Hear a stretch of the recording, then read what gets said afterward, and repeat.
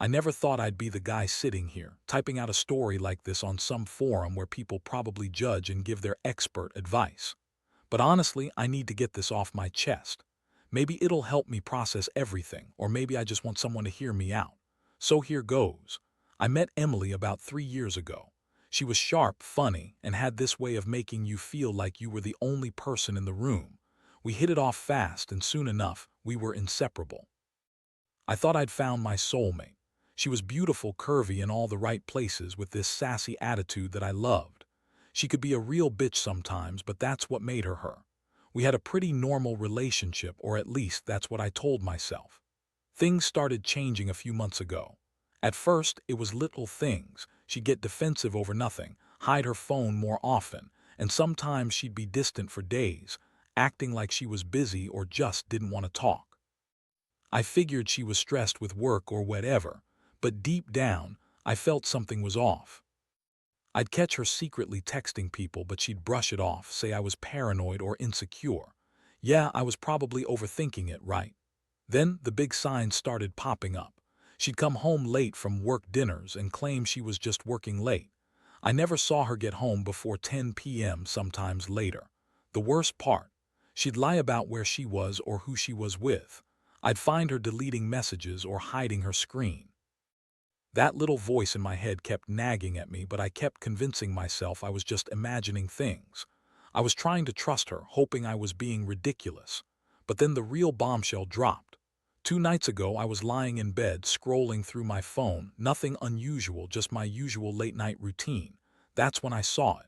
A message from her to some guy named Jake. The message was late, like 11:45 p.m. It said something like, "Can't wait to see you tonight. You make me feel so alive." My stomach dropped. I felt like I'd been punched in the chest. How the hell was I supposed to ignore that? She was supposed to. My fiancé in a few days, and she was sending some guy these dirty, intimate messages. I didn't even want to confront her right away. I just stared at the screen, stunned, trying to process what I'd just seen. It wasn't just the message. It was the way she lied about everything, how she'd sneak around, act like she was busy with work, but she was really with Jake. And what made it worse? They'd been seeing each other behind my back for who knows how long. I felt like I didn't even know her anymore. I kept asking myself, was she ever really honest with me? Did I ever matter? Or was I just another guy she was using to fill the void until she found someone better? That night I couldn't sleep. I kept going over everything. The small things I ignored, the hints I brushed off, the times she snapped at me for no reason. It all made sense now. She was cheating. Not just a little flirtation, this was full blown. And the worst part, it was with Jake, our friend. Someone I shared beers with, trusted, even confided in about things. That betrayal hit me harder than I expected. I started questioning everything. Was I just a fool for not seeing it earlier? Did I miss all the signs? Was she ever really into me? Or was I just another stop along her way? I knew I couldn't ignore it anymore. The next morning I decided I'd confront her. I had to. I couldn't keep pretending everything was okay. And honestly, I was furious. How could she do this? How could she lie to my face, smile, and pretend everything was fine? I was supposed to marry her in just a few days, and now I didn't even know who she was. All I knew was that my world was crumbling, and I was too stunned to do anything but wait for her to come home so I could finally get some answers. That day, I couldn't focus on anything else. The plan was simple, but it felt like I was carrying a mountain on my shoulders. I kept going over what I'd seen, trying to think of the right way to confront her. I knew I had to be calm, or at least pretend to be, but inside I was just boiling with rage and hurt. I wanted her to explain herself, but deep down, I knew there was no good explanation for what she was doing. Still, I had to hear it from her, had to see her lie to my face again and get whatever pathetic excuse she could come up with. She came home around 6 p.m. just as I was finishing my coffee, trying to fake normalcy. She looked gorgeous, as always, smile on her face, eyes sparkling, acting like nothing was wrong. That pissed me off even more. How could she sit there and act like she hadn't been caught? I felt my fists clench, but I forced myself to stay in control. I told her I needed to talk, and she nodded, already giving me that bratty smirk like she knew she was in control. We sat in the living room, and I looked her right in the eyes. "Emily," I said, voice steady but cold. I saw your messages. I know what you've been doing. For how long, I don't know, but I need you to tell me the truth. Why? Why the lies? Why Jake? Her eyes widened just for a second, then she looked away. What are you talking about? You're overreacting. It's just sex, okay? It doesn't mean anything. I was just having fun, that's all. You're so possessive, always accusing me of things I didn't do. Maybe you're the one who's been cheating, huh? Maybe you've been hiding something too. I felt my blood boil. That's her usual tactic, deflect, deny, call me crazy. But I wasn't falling for it. I reached for my phone, pulled up the screenshots of her messages, and threw it on the table in front of her. This is what I found. The messages, the times, the lies about working late. You've been sneaking around with Jake for how long?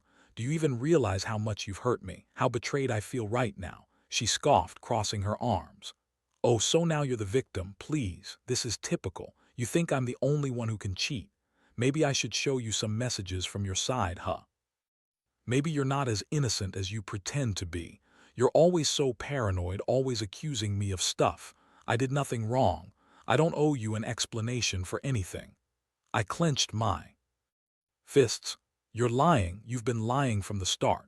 I saw the way you look at him, the way you're so damn comfortable hiding your phone and sneaking out. You think I don't know what's going on? You think I'm stupid?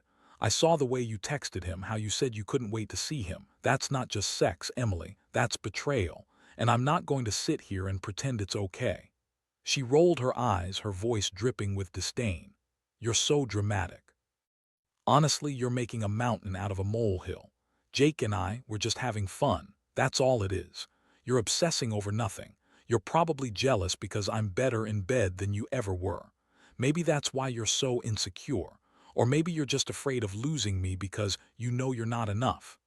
My jaw clenched so tightly I thought I might break a tooth. That's when I realized she was never going to admit anything. She'd just keep lying, spinning her bullshit, trying to make me feel guilty or insecure. I looked at her with a mix of anger, sadness, and disgust, and I knew I'd reached point of no return. I couldn't keep pretending everything was fine, not after seeing what I saw, not after hearing her dismiss my feelings like they meant nothing. I told her she needed to leave, not just for today, but for good. I told her I didn't want to see her face again until she could be honest with me. She laughed, a cold, bitter laugh. Fine, if that's what you want, but you're making a huge mistake. You'll regret this. You'll see I'm the best thing that ever happened to you. I didn't reply. All I did was watch her gather her things and walk out the door, her high heels clicking on the hardwood floor. It was like she was reveling in her victory, thinking she'd won this round. Inside, I felt like I'd been shattered into a million pieces. I sat there alone in the silence that followed, trying to catch my breath, trying to process what had just happened. How the hell did I let it get this far? How did I not see the signs? More than anything, I wondered if I ever really knew her, or if I'd been just fooling myself. That this was the woman I loved. Everything felt so broken now, like I was standing in the ruins of a life I'd built around her. I kept asking myself, what do I do now? Do I fight, do I forget, or do I just let her go? Honestly, I didn't know. All I knew was that everything I believed in, everything I trusted, was gone.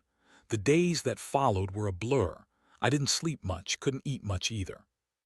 My mind kept replaying that night, that moment when I found out she'd been cheating on me with Jake, our supposed friend.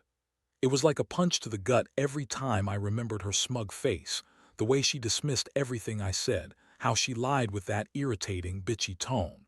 I kept thinking about how long this had been going on, what I missed, what I ignored. Honestly, I felt like a complete idiot. How could I not see it? How could I be so blind? I didn't reach out to her, didn't try to call her or text her. Part of me wanted her to come back and justify everything, but deep down I knew that was a mistake. She lied through her teeth and I wasn't about to get played again. Instead, I decided to give myself some space even if it hurt like hell. Friends told me to calm down, to think logically, but logic was the last thing on my mind. Inside, I was just a storm of emotions, anger, heartbreak, betrayal, confusion. I couldn't believe she'd do this, not just cheat but lie so effortlessly as if I was nothing. I kept asking myself, how did I not see it? Did I mean nothing to her? Was I just some placeholder until she found this Jake guy? The thought made me sick. Meanwhile, I started noticing more signs she'd been hiding things. Her phone was always locked, even when she was with me. She'd brush past me quickly whenever I asked about her plans. Her clothes, her scent, everything was different, like she was trying to hide something. And then there was that little voice in my head whispering, "She's been lying this whole time." It forced me to confront a brutal truth. I had been played. I started asking around, trying to get answers from mutual friends who knew her better. Some knew she'd been distant, but no one suspected anything serious. Others said she'd been acting weird lately, but no one quite saw it coming. It was like everyone was blind to what she was doing except me. I felt like I'd been slapped with a giant reality check. I didn't really know her at all, not the way I thought I did. And then came the worst part, knowing I had to make a decision. Do I try to fix this mess? Do I fight for her, plead, maybe even threaten to stay? Or do I just walk away? Honestly, I didn't even know if I could stay in the same room with her now, knowing she'd lied so much, cheated with someone I trusted. The thought of seeing her again made my stomach turn. One night I sat in my apartment alone, staring at the wall, trying to piece everything together. I kept asking myself what I did wrong, what I should have seen, what I could have done differently. But honestly, I kept coming back to the same conclusion. I was just a fool for believing her, for thinking she was the woman I was supposed to marry. Maybe I was just convenient for her, not the love of her life, just someone to keep around until she found a better option. I realized I couldn't keep living like this. I was spiraling, and I knew I needed to take control. I decided I'd pack her things, tell her to stay away for good. I needed space to breathe, to think about what I really wanted. I didn't want to be the guy who got played and then begged her to stay. She didn't deserve that. If she really cared, she'd come back and try to explain herself, but I wasn't holding my breath. That night I went through her stuff, found more evidence, her lingerie, receipts from places that weren't ours, messages she'd forgotten to delete. It was a punch to the stomach every time. I kept telling myself, I deserve better than this. I deserved someone honest, someone who wouldn't lie and cheat, someone who wouldn't make a fool out of me. As I packed her things, I felt a strange mix of relief and heartbreak. Part of me was glad I was finally taking control, but the pain was still deep, dark, and real. I wondered how I'd ever trust anyone again, especially after this betrayal. The wedding was supposed to be in just a few days, and now everything was ruined. I don't know what the future holds, but I do know this. She's gone, and I need to pick up the pieces. Maybe someday I'll find someone who actually values me, who doesn't lie and cheat. But right now, I just feel empty. Like I lost a part of myself I'll never get back. I keep asking myself if I could forgive her, if I should even try. Honestly, I don't think I can. Not after this.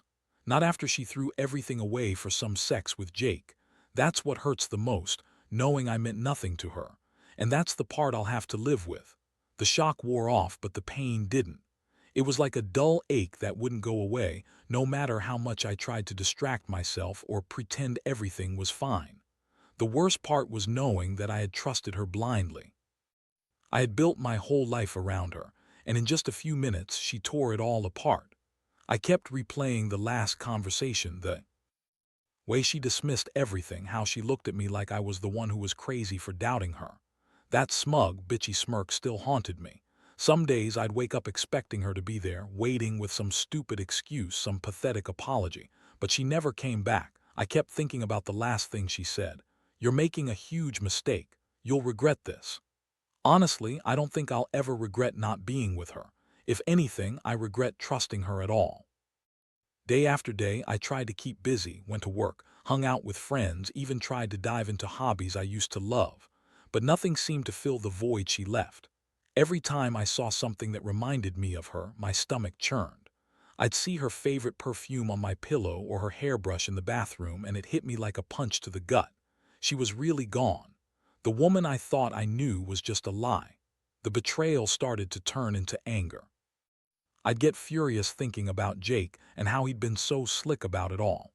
He was supposed to be a friend, and he'd cheated with my wife right before our wedding. That thought made my blood boil. I kept asking myself, how long had they been doing this? Was I just some fool, or did I ignore all the signs because I didn't want to believe she was capable of this? The sting of it all made me feel so stupid. And then there was the guilt. I kept blaming myself for not seeing it sooner, for not being enough.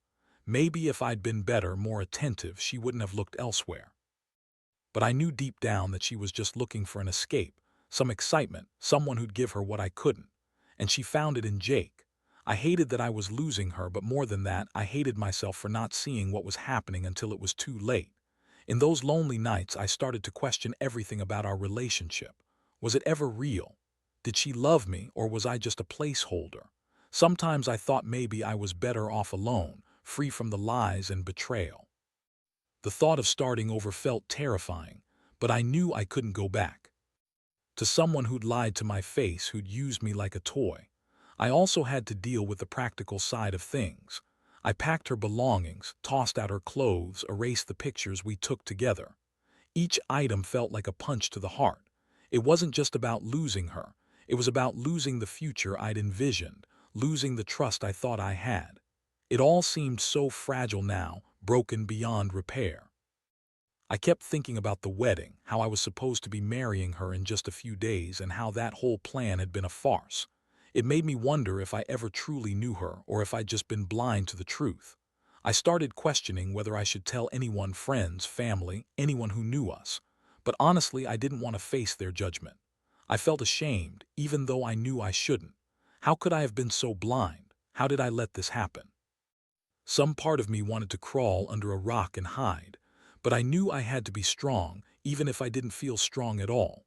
In a strange way, I began to feel numb, like I was just going through the motions, waiting for the pain to subside. But deep down, I knew it wouldn't just go away, not that kind of pain.